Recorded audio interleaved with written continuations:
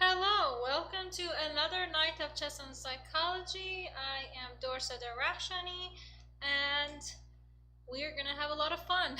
So, as usual, we're gonna spend an hour, a little bit more than that probably, on YouTube and watching one of my favorite games, favorite tournaments. I guess that kind of should be everybody's history's favorite tournaments. Should go with that. It's one of the games in the tournament that Magnus managed to break Kasparov's record, so that's kind of a big deal.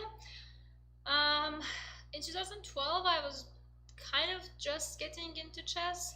How old was I? I was like 13, 14. So to me, like I knew of these giant players, but I didn't really know much about what was going on in the chess world. So looking back and just comparing of like what was I doing in those years, it's kind of funny to me. Um, we're gonna be looking at Magnus Polgar game. As a woman, I kind of wish Polgar had, not lost this game. But hey, you win some, you lose some. And this was in the London tournament, the London Classic, in 2012, and this was the last, it wasn't the last game of the tournament, but it was the last win of Magnus in that tournament. The next two rounds he made draws, so technically this kind of really contributed to the rating difference, so I kind of chose this one. And yeah, I really like this game. It has so much to offer. Oh, from Belgium, lovely. Yeah. And GM Pishi is also with us. I kind of came home today a little later than I usually would because I had a little too much Tylenol. Ha. I got my second dose of vaccine today, so I'm tiny bit sore. I don't have any symptoms, just tiny soreness, which is expected when needles goes inside of you. All right, yeah. So Pishi's kind of just hovering over, making sure Mama is okay. Alright, if there are no questions, let's go ahead and get started and to finish up this game so we can do the segment of Switch to Twitch and look at some of your personal games. By the way, if some of you here are like multitasking and doing some games under and listening to my voice from like sidelines, that's perfectly fine. Just make sure the games that you play, you keep them, have the links ready to send to me when we switch to Twitch in about an hour. Alright, so let's go ahead and get started. There was a lot of other games that Magnus won before this, and I strongly recommend for you to study that tournament. It was such a, just like those years of 2012, 2013 was such a huge historical years in chess, just because of how many records Magnus broke, and then he became the world champion in 2013. So you should definitely study those years, just for even just the historical aspect of it. And now I feel like an old person talking about history. Alright, let's go ahead. So for this game, Magnus chose to simply start with the English defense and then make a little transposition. So there is not much to talk about that deep in the opening, but I kind of want to get like a tiny feeling of who here plays like this. Is there anybody who plays this opening?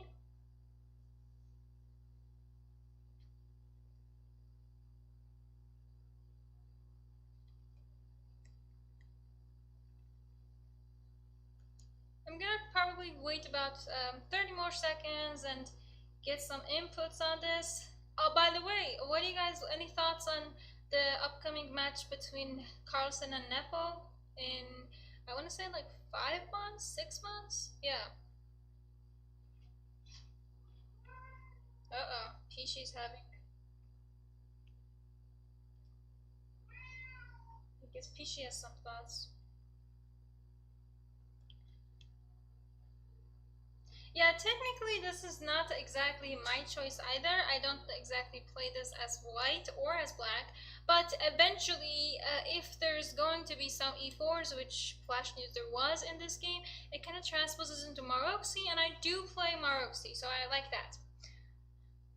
Alright, let's keep that in mind and just continue. Alright, so knight c3, normal, normal. I kind of like this a3. It kind of prevents this potential pin, and it looks logical. It doesn't really need to be too theoretical to be able to make sense of it. Yeah, Evans, I agree. I watched the interview that Magnus did too, or I think it was also a tweet following that. I watched so many news. I'm just kind of mixing my sources, but I do know that Magnus does consider him a worthy opponent, and he thinks it's going to be a very interesting match. So yeah, yeah, I like this idea with a3, and it's just like that's kind of like the main reason I call this class chess and psychology. It's not because I sit here and I teach you hypnotism. I wish I could, but that's not the reason. The reason is that um, my biggest chess philosophy is figure out what your opponent wants to do and block it. And that's this a3 is something like that. You figure out what your opponent wants to do and you block it. You don't let your opponent do what they usually like to do, and you do prophylactics. You do like blocking style, and yeah, you don't make life easy on your opponent. So bishop gotta get out because still have to castle. Knight b3, lovely. And finally, this e4. Now, what are your thoughts on this position?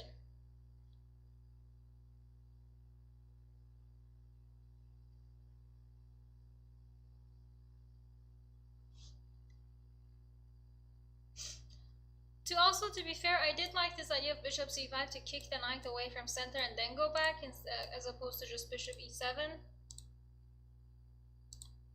But yeah, so after e4, black still has to get this bishop out and get this king castled. So let's start with the castling, because that's like the short way how it would turn out. And as white, we still have to figure out what to do with the king. Most likely it's gonna be short castle. Long castle, my pawn is on c4, it's too weak, not worth it, unless like super extreme circumstances. Yeah, this is the Maroczy pawn structure. I'm more used to this pawn structure with the pawn on g6, but this is doable too. Yeah.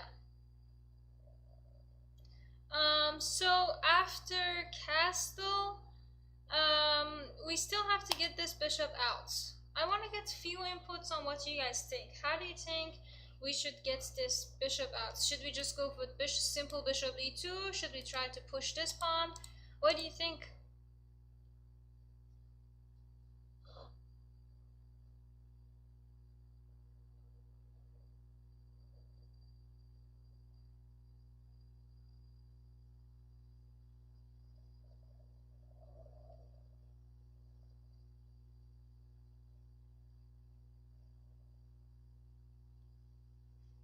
Any suggestions? Yeah, I was thinking, like, potentially I would like this bishop to be more active in this diagonal too, because it's easy to assume that black is going to try to get this bishop from the long diagonal as well, but I don't think that's very doable, because let's say you play g3 right now, b6, you get your bishop out, he gets his bishop to a6, and this pawn is way too weak.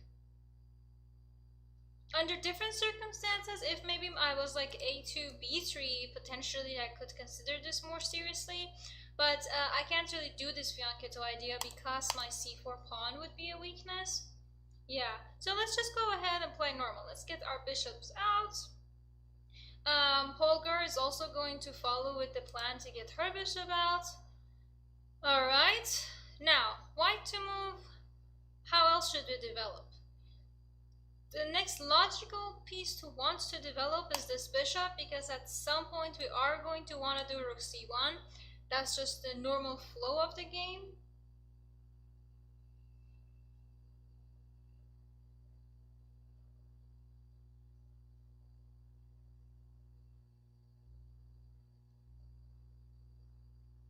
I don't know if f3 is necessary. I think f3 is something that could come up in the future if needed, but at the moment there are no knight g4s or nothing that serious attacking e4. So I feel like we can definitely keep f3 in the back of our mind, but we don't necessarily need to want to do it. Yeah. So we've already cast up. Probably let's get this bishop out. Where do you think we should go? E3. I guess it's possible, but the problem, my problem with bishop on e3 is that it's not really attacking anything. It's not really controlling any specific squares. So I don't really like that. Any other potential suggestions for what to do with this guy? What do you think, Pishi? He really wants to go outside and play, but it's kind of rainy here in St. Louis. Yeah, bishop f4. Bishop g5, again, similar issues. My bishop is not really doing anything, and also tactical, tactical problem. Maovsky. That was not me. And we can't really do that because we end up losing a pawn or more. So we have to be quite careful with how we approach this. We can't just let our pieces fly around. Yep, bishop f4. Potential bishop d6 alert is one thing to keep in mind for black. And let's see, is there anything else that I would want to... Maybe in long term something with the knight, but not at the moment. I guess my cat also has a lot of opinions to share. Is she? Alright. So bishop f4, obviously d6 should be played. That's the most logical move. Now, as for white, we mentioned trying to get the rooks involved. One thing we do know is not necessarily sure if we want this rook to be on e1 or d1, but I do know that this rook I want it to be on c1, so let's go ahead and do that. Also good support for potential c4 in the future. Rook c8, then what?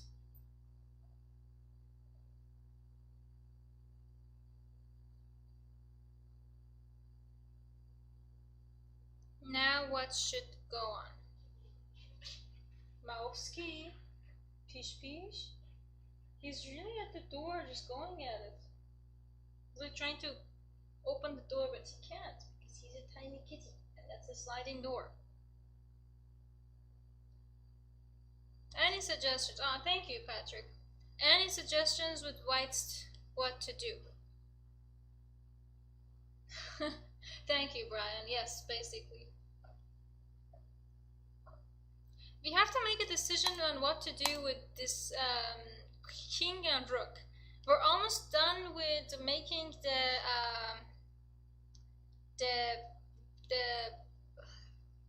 transition from opening to middle game. I want to say that, but that sounds too cliche.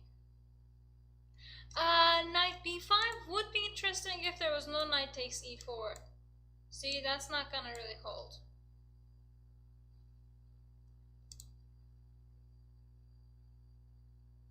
So that could give you the idea to just simply play rook e1. I kind of like this rook e1. Anyone else? I'm not sure if that's a good sign or not.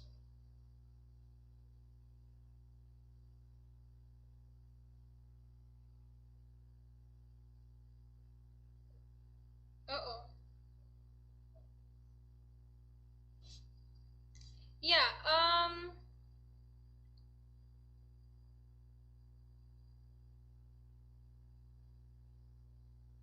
yeah, kind of the shift to middle game, but that sounds a little cheesy because I feel like this is already middle game. Just because the rooks aren't technically looking at each other directly doesn't mean this is any less of a middle game. Yeah, so now what do we think about this now? It's a direct attack against my pawn and my pawn.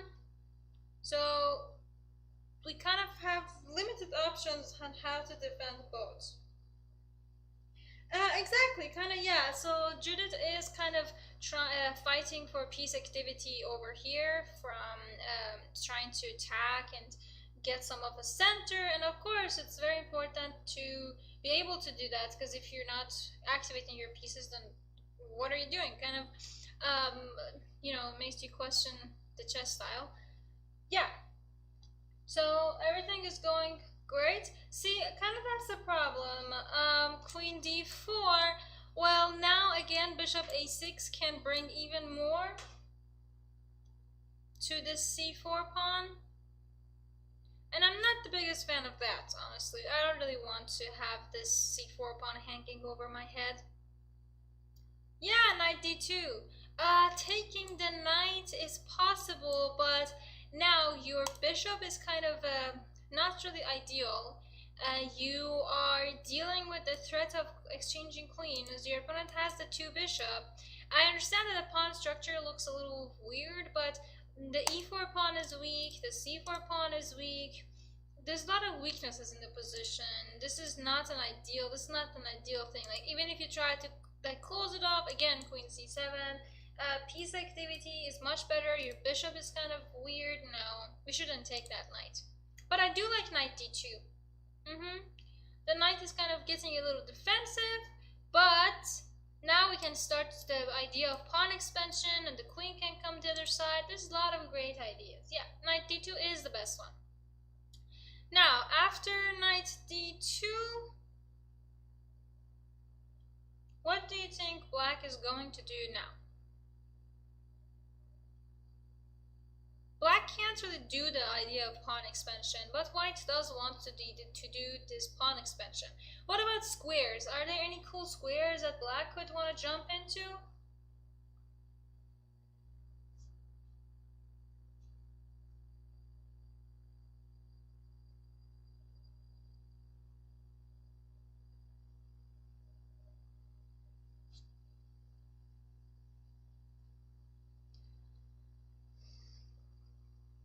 Isn't this knight overloaded? A little bit, but black can't really use that.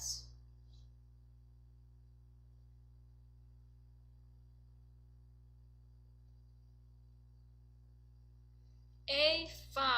Interesting, but the problem with a5 is that eventually I could try to start kicking this knight away, and if this knight is kicked away, this is a very weak pawn, and then I can start to bring forces to attack this guy. So, I mean, possible, it's not the end of the world to play a5, but not. It doesn't exactly go with the flow of black's position.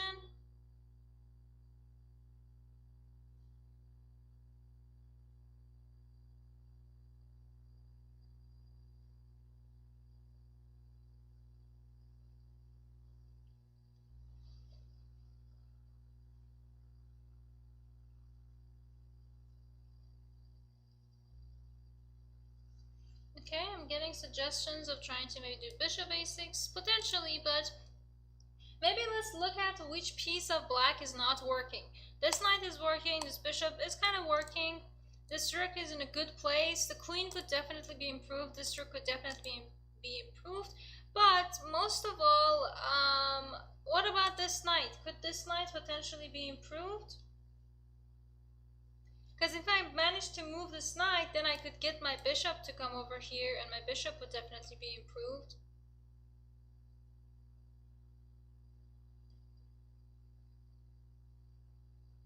And we can also consider that this knight, this is not a permanent position, right? Because eventually white's gonna move this bishop somewhere and get this f4.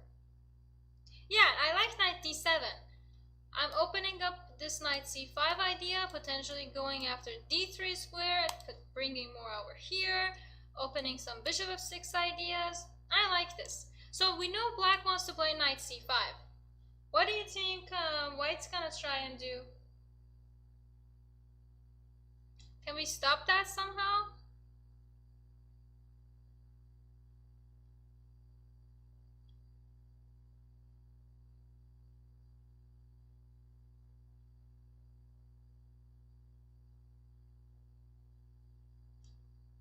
I do think b4 is worth considering, but the problem with b4 is that um what if just a6?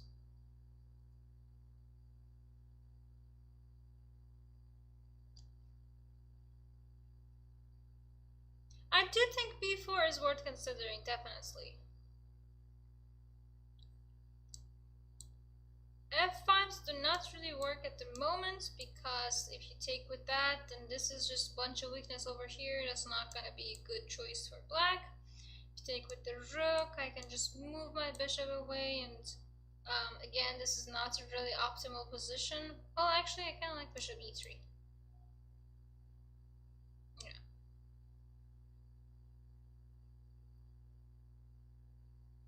I think b4 is doable, yeah. However, remember, one of the biggest things that we want to do is this f4 to kick this knight away. So how about just bishop e3?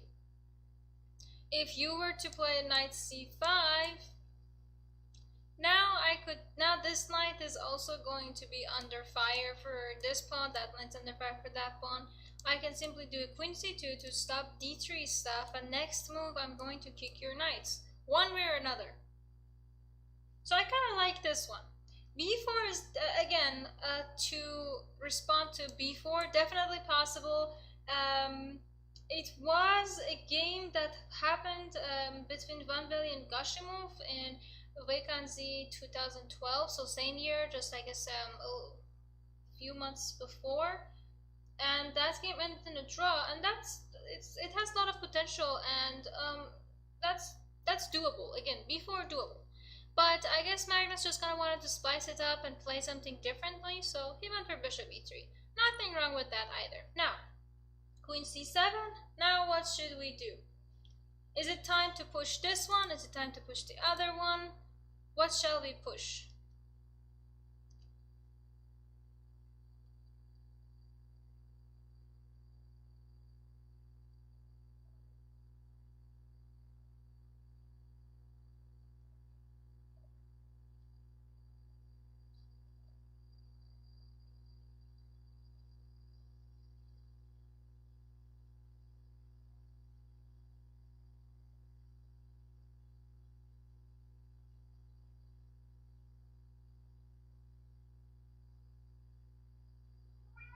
Mamo. Pishi is sharing his thoughts with us too. I like f4, I like b4 too. Which one do you think is sneakier?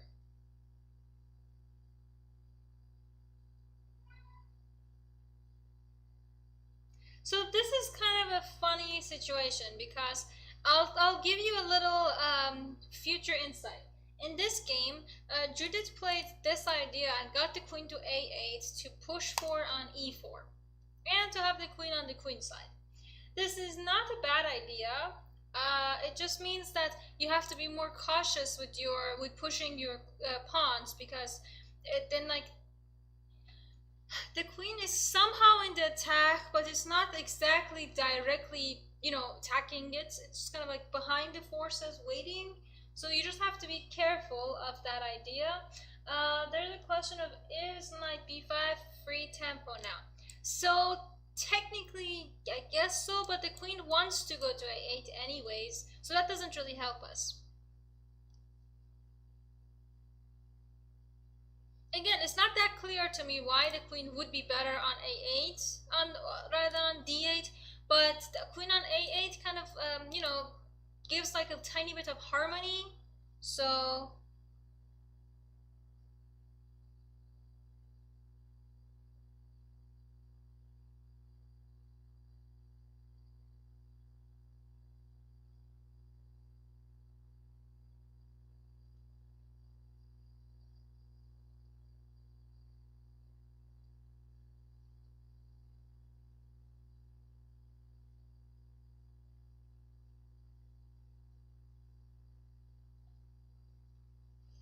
Yeah, so I don't think we're going to need f3 soon, but it's good to just keep the option open. So, like, the game, White's game is, in both king side, queen side, and in the center. So it's good to be able to expand in all sides. So let's start with b4. We said we know what black wants to do. Black wants to get this queen to a8. Again, it's not as clear as why the queen on a8 is powerful, or even if why Polgar thought about it. I can't speak of that. But I do know that the queen on a8 kind of feels a little more involved in the game rather than the queen on d8, because the queen on d8 was never really gonna be able to get into the king side action. So potentially queen on a8 might be able to keep an eye on the king side and the queen side. So I think that's why queen on a8 is being, I guess, recommended. Yeah, I think that's the right word, recommended.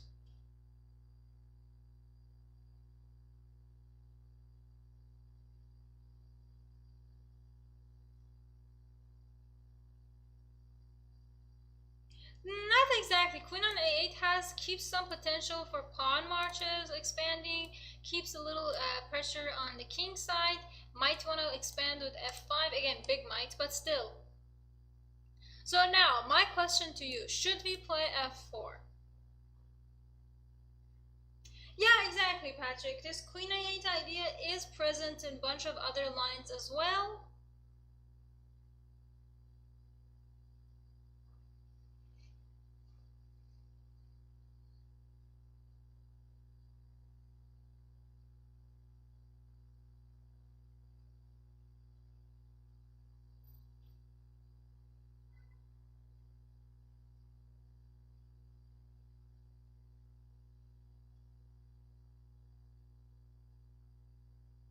So, what's the verdict? Do we want this f4 or not? Ooh, okay. So it's still kind of split.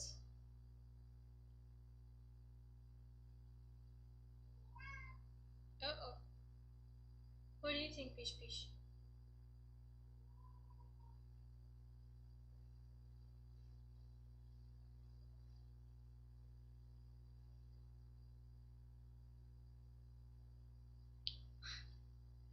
Alright, so this is very, very fun. This is so split. Alright.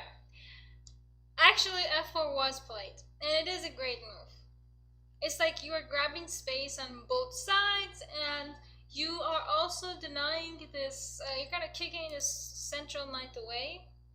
So, knight gotta move, and it's kind of funny because now all of Judith's pieces are in this three ranks. Why is arrow is popping up? It's not even a good move. These three are the only lines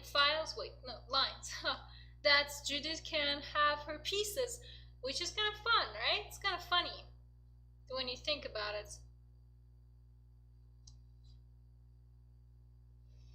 Question on f3. F3 completely doable, but we don't need it. F3 is kind of against that spirit of getting that much space. So from what I understand, Magnus really loves to just get his space, assert his dominance in this game, and just show that I can have it all. I can have the king side, I can have the queen side, I can have my pawns running, I can have my pieces flying. So that's kind of a psychological way of thinking about it too. And f3 doesn't really go with that. So after knight g6, what do you think white should do? This move was kind of weird to me, so I'm gonna wait for you guys to mention a little bit of it. Exactly, one does have to be careful, I agree.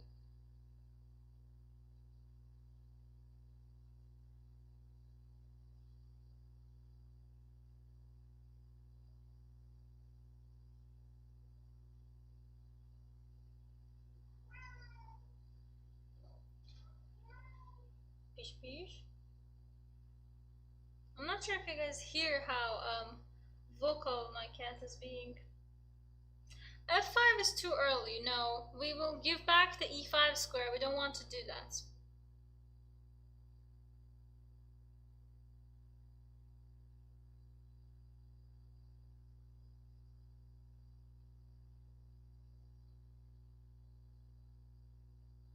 Also, keep in mind, this bishop might eventually come to f6.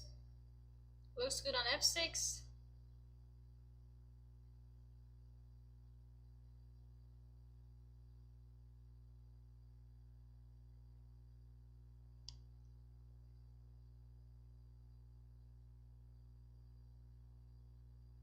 Queen b3.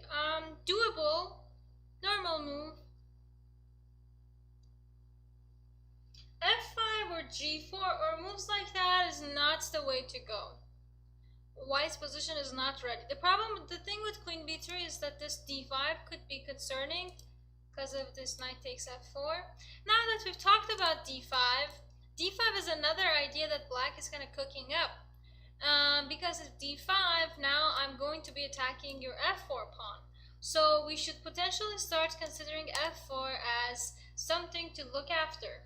So how can we think about protecting my f4 pawn?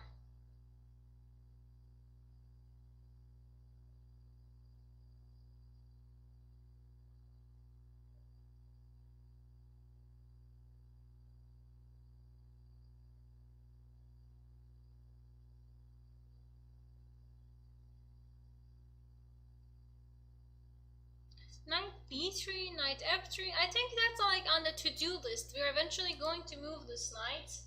But yeah, I see you guys are kind of mentioning the g3 idea. And I think g3 is just kind of feels like, whoa, this bishop here is just whoa, why would I do this?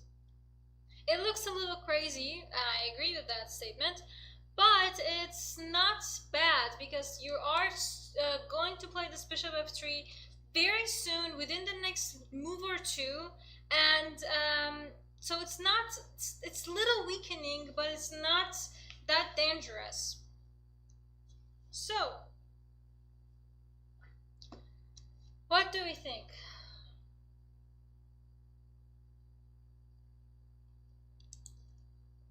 To be honest, I don't know if I would play g3 in my own game.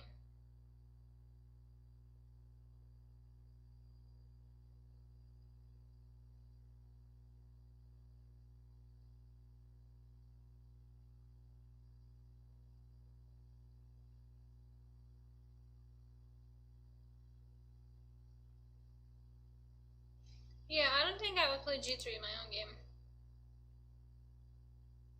What would I do? I don't know. I don't like the idea of rook f1. It's not bad, but what would you do after queen a8? Eventually, you're gonna want to play this bishop f3, and then there's gonna be knight h4 as well. So it's a lot of hassle.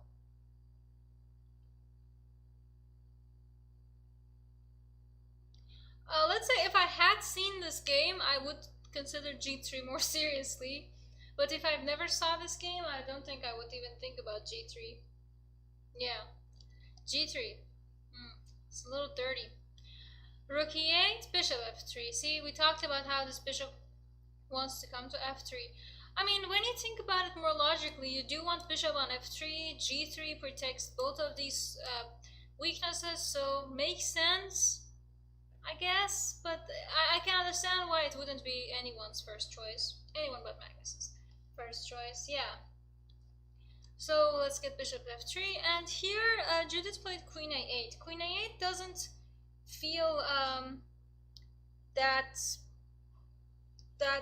in sync with the rhythm. Oh, we got the cat on the table. Hi, Pish Pish. You missed attention? So what do you guys think? What should whites do while I try to see what the cat wants? Hello, sir. What do you want, good sir?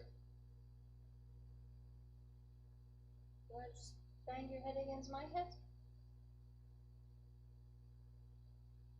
You want to hug? What do you want? You just want to show off your gorgeous face and your chunky neck to the audience?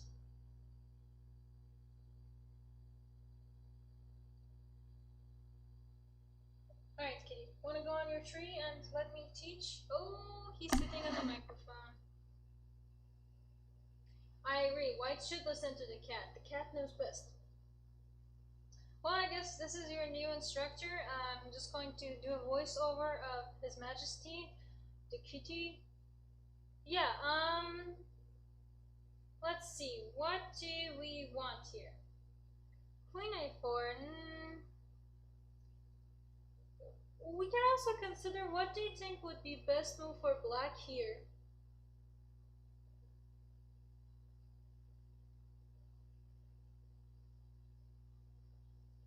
So Queen a8 was played in the game, but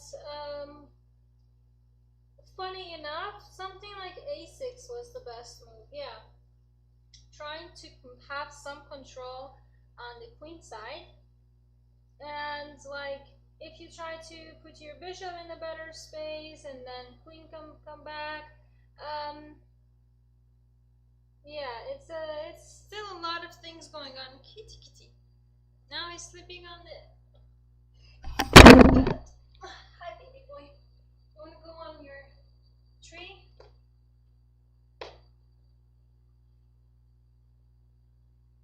Good boy. Who's the best boy? Okay. I feel like Daenerys Targaryen. Instead of a dragon on my shoulder, I have a kitty on my shoulder who can breathe meows. That wasn't as funny as I thought it would be. Alright.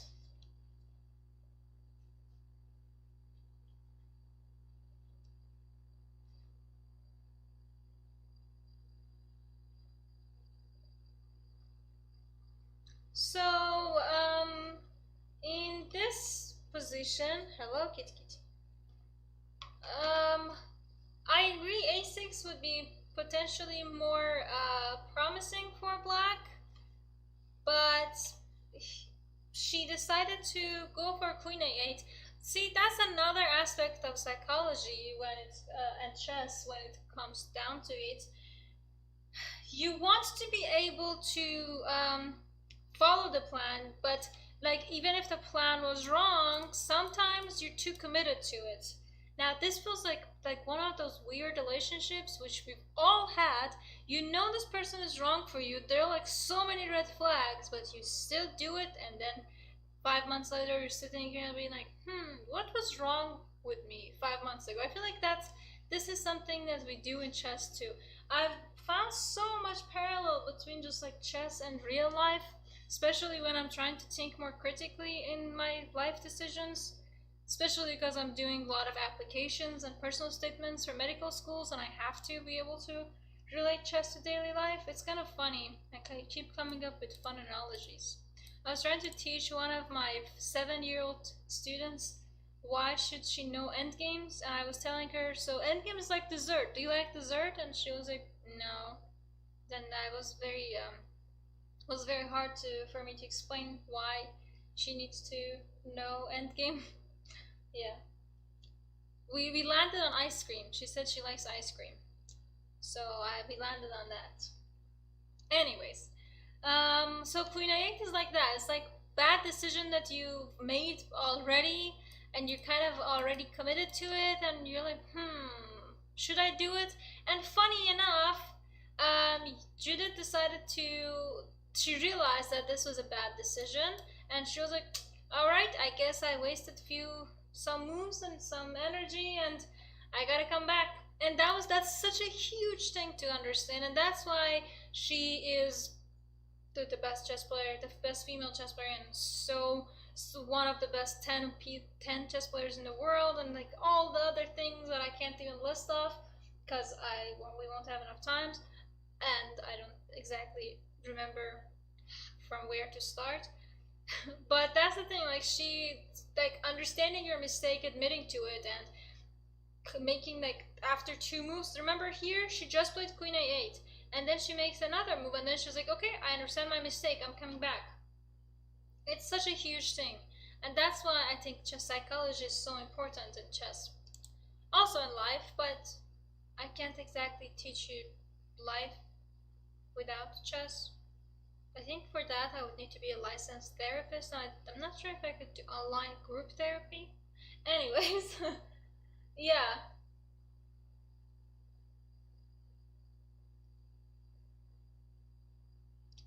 I think this idea with Queen A4 was a possibility possibility, but my queen on a4 is not exactly doing anything. The queen on e2 is protecting these bishops, is keeping everything tidy up, and it's kind of giving my knights potential freedom to start, I guess, horsing around, roaming around. Yeah. Yeah, it was very fun that my 7-year-old student was like, nah, I don't really like dessert. And I was sitting there and I was like, man, this kid's going places.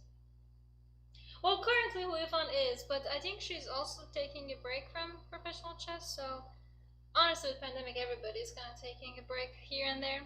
I read Wang Kao was also going to retire from professional chess. I think at some point everybody will come back to chess. People who retire very young. But anyways, so after Queen B8, which piece in our position could be improved? I'm assuming this rook, because this rook is just like protecting a pawn that's already protected by four other pieces. So it makes no sense for this rook to be here. Let's do rook d1, have some new aspect for it. And here, unfortunately, Polgar made a serious mistake. She played g6. g6 does give white advantage. It kind of weakens the dark squares, and if she kind of wanted to move a pawn in front of the king to open some breathing room, h6 was the way to go. g6 is not the move. g6 is not good at all. After g6, now we get simply e5. My queen is in the optimal position, my rook is in there too, my pawns are all defended, my bishop is everything is very well synced together. Yeah.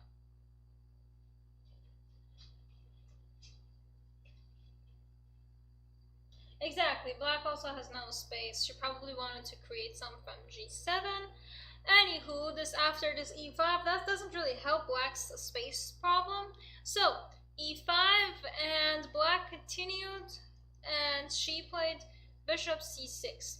I'm assuming that this idea was to be able to continue it with trying to get more activation at some point, because you're not gonna want to take this just yet. I can simply take it with the knight. My rook becomes more open. It's not ideal at all. Yeah. So also keep in mind, taking is not ideal, because simply take. If you decide to take this with the knight, then I can simply take that guy and your piece hangs. If you decide to take over here after I take back, well, that's perfectly fine for me too. Then I'm simply defending it. No biggie. So in the game, Judit just went for bishop c6. Yeah. Now what do you think we should do as white? We still gotta get our pieces involved. Try to identify the one piece that could be better and make it better.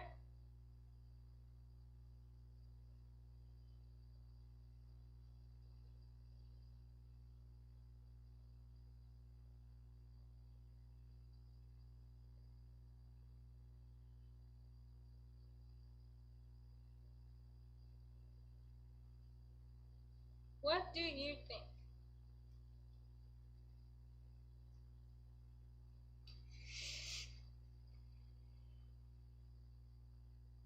Getting knight to e4.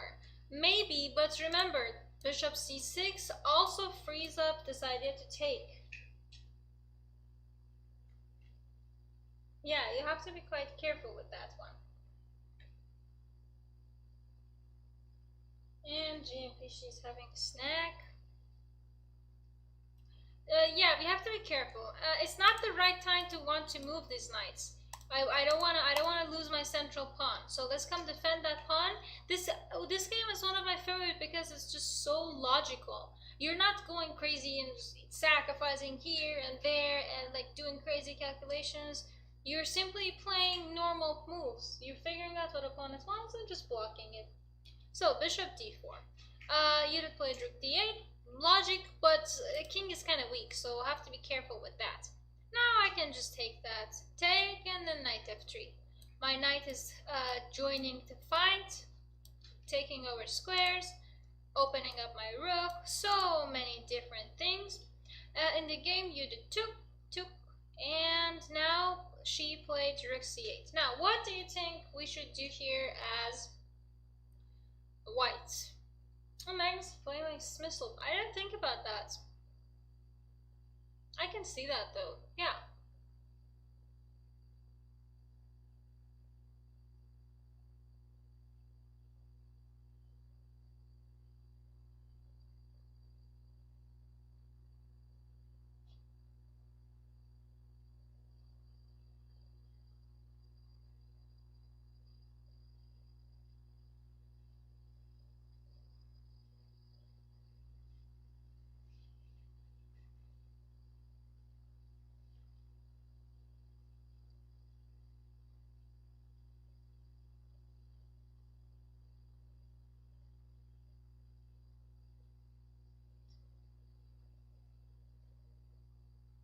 Knight e4. I love it.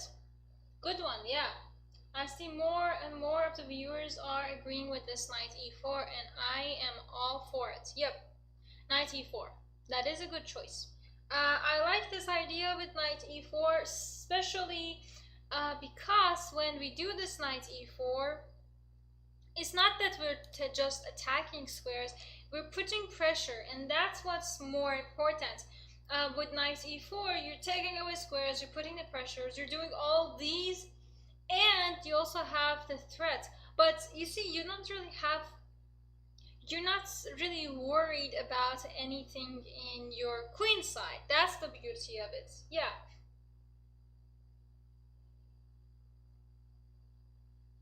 Exactly. Those moves such as g3 or bishop d4 look kind of weird, but they're very logical. Yep.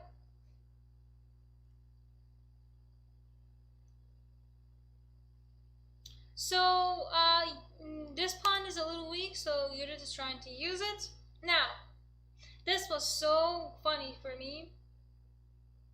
How do you think white is going to defend that pawn? Yeah, guys, blunder is not a sacrifice. That's, nope, That's a big no, no, no, no, no. Blundering, not a sacrifice. You can't just call it a sacrifice because you want to. Blundering is blundering, and there is no covering it up. Sorry.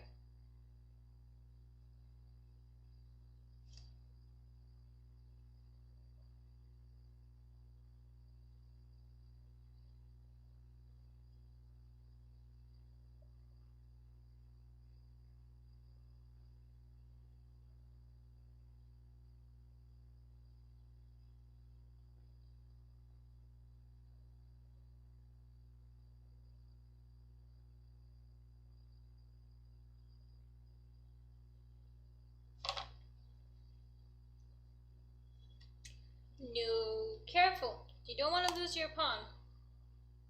How do we defend this poor guy?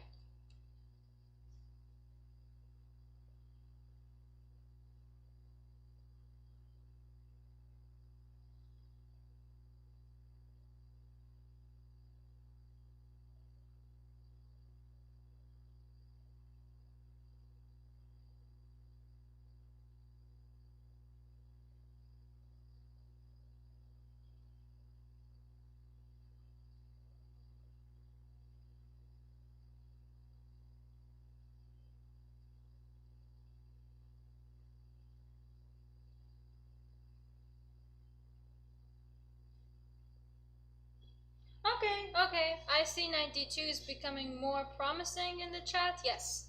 But be careful, we just played this one to e4, we don't want to bring that one back. Let's do this, the other one. The knight on e4 is much more powerful than a knight on f3.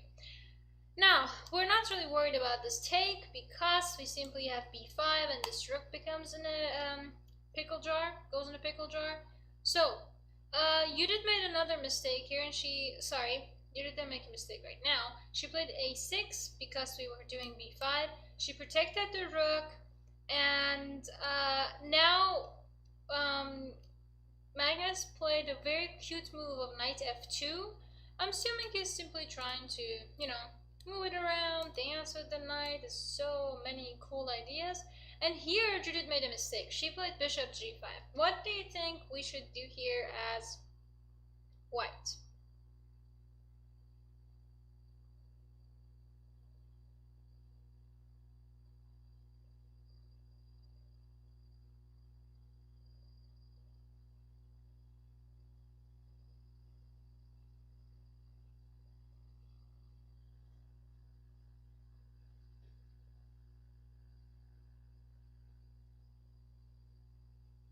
What to do? And why is this such a bad move?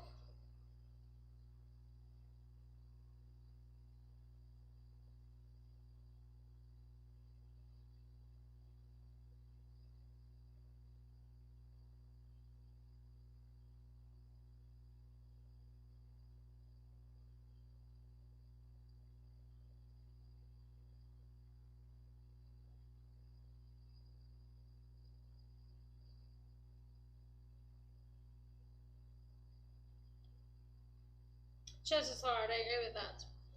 Nope, not queen g4. Nope, none of those moves.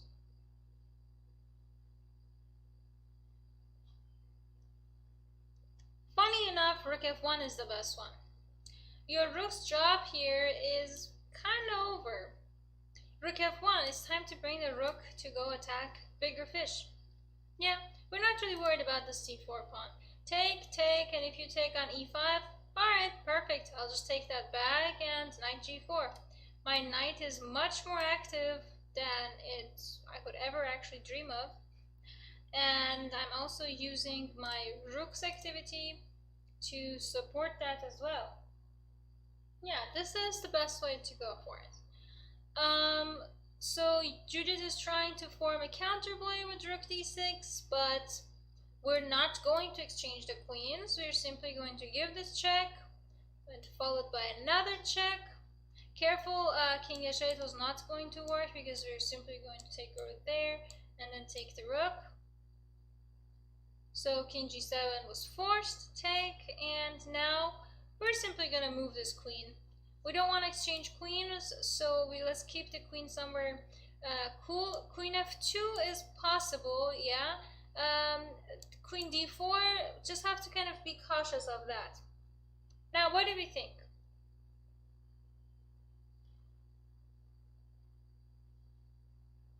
Now, we're not exactly going to jump at the opportunity to take this queen, because then the rook takes and then the rook gets activated. So how can we keep our piece activity and kind of wait for opponents to exchange the queen?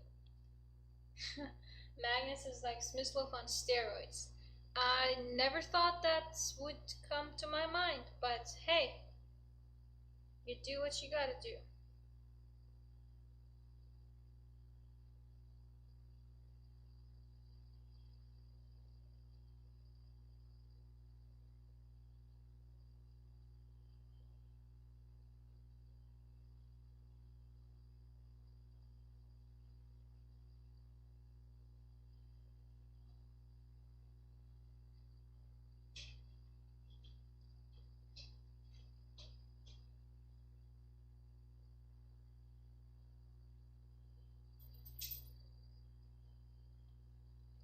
Rook f1. Careful with your c4 pawn, but we're not ready to give that up.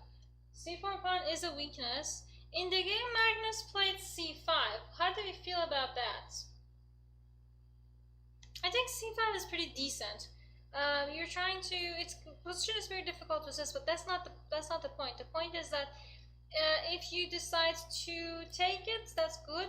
If you decide to take over here, even better. I'll take that back, and then I can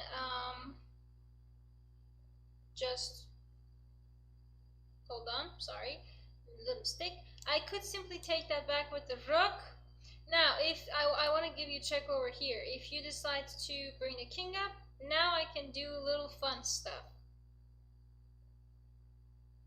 I think this would be the little more exciting way to play this game.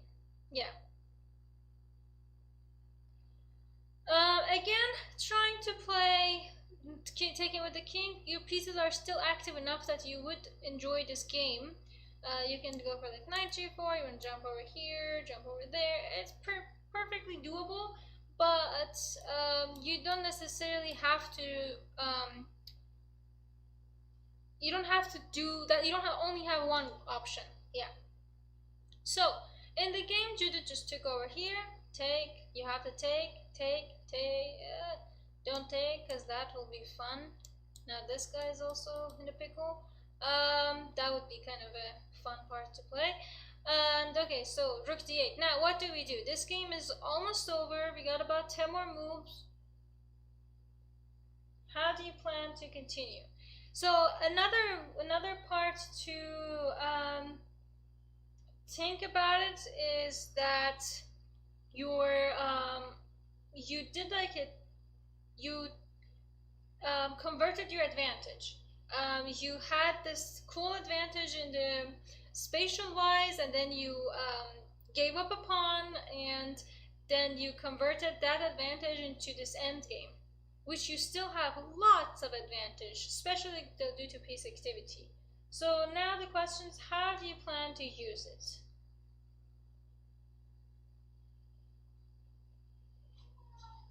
Uh-oh, the cat meowed. I guess he knows. So I kind of like the idea of doubling my rooks up. Any objections? Whoops. Yeah, we should double these rooks up. Uh-oh.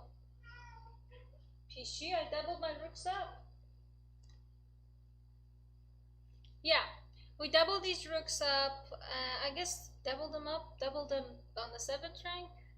Yeah, and check up, and you added checks. So he tries to go.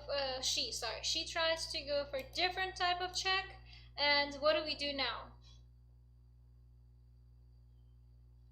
This knight's job is also kind of done here. It would be much more powerful if it was on f6, right?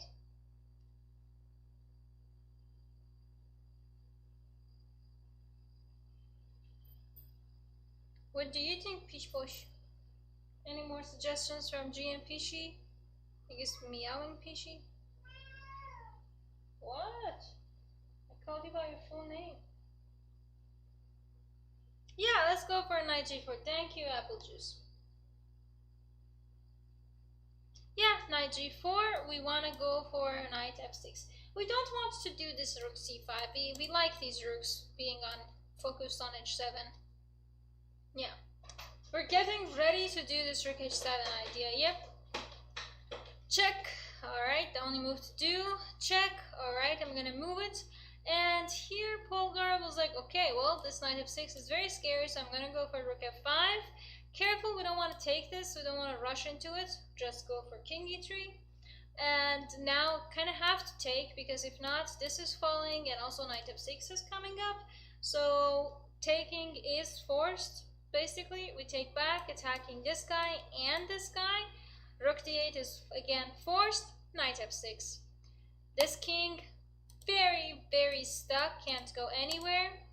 This knight has to stay here to defend this. This rook has to stay in this rank to defend this. So black is just kind of, what do you say? Sitting duck. Yeah, I believe that's the expression. Sitting duck. Right, Pish Pish? And sooner or later, this king is just gonna slowly come up and win. So, in the game, Judith played rook b8, trying to still put up a fight. King up. Ideally, we could also just go over here, because I would then want to give you checkmate with taking over here. And, well, I guess not checkmate, but if my king is here, I could do this rook g7, rook g8, so that looks pretty cool too. So Judith was like, okay, I don't want to get checkmated. Now king e5. Yeah, just kind of chilling. Eventually you're going to run out of moves. She played a5, and yep, easy peasy take. Rook a8, a6. It's not like you're going to take this because I'll take your knight. And you can't really do anything with your knight. You can't move this knight because checkmate, or I'll eat your knight. Either one should be good for me. So yeah, black is in a beginning to, go in a very sad zugzwang, and this is just lost, unfortunately. Yeah, even if you take this, there's no point in it. Just I can just do rook d8, honestly. And then this check's also coming up, yeah. Here she resigned, and that is one of the games that contributed to the overall tournament of London Classic 2012, in which Magnus broke Kasparov's rating record and became the highest rated chess player in the world in the history of chess. He has also broken a bunch of other records and his personal records and everything since then. We're not gonna get into that, but this was one of the beautiful games, and I kind of wanted to show one of his games in today because the candidates ended very recently, within a matter of, I want to say, hours. And so we know that Nepomniachtchi is going to be challenging Magnus in November/December of this year. So technically, by the end of the year, we should know if we're gonna stay with the same world champion or if we get a new one. Either way, I really wanted to kind of dive into one of his games. Initially, I wanted to maybe show some of the history of Nepo versus Magnus, but I thought this was a bigger moment. We can always do that next week too. We have months to talk about Nepo versus Magnus. So, with that in mind, I am going to say bye to you, probably for about 7 to 10 minutes until I switch the whole thing and go to Twitch, our favorite segment of Switch to Twitch, and probably grab tea and eat something sweet. Definitely water, maybe calm the cat down because he's meowy, very meowy. Yeah, so I'll see you in about 7 to 10 minutes on Twitch. Be sure to show up, follow, subscribe, you know the drill, and have your games ready to send to me from Lichas as a link on the chat. So I'll see you in about 7 to 10 minutes, and for those of you who can't join us, well, we do this every week, so have a game or two ready and join us next week. Alright.